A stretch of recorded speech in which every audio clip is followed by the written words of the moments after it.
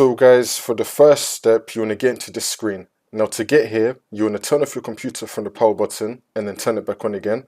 As soon as it turns on, you want to turn it off again and then turn it back on again. You want to repeat this 3 times.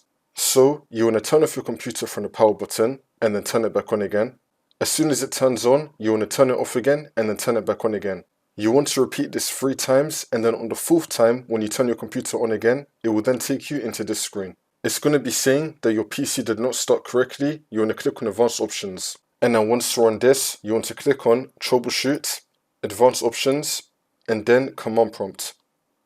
And now this will come up. And now once you're on this, you want to type in bootrec space /fix MBR. Click on Enter. And now you want to type in bootsect space /nt60 space sys. Click on Enter again. And now you want to type in bootrec space /fix boot. Click on Enter again.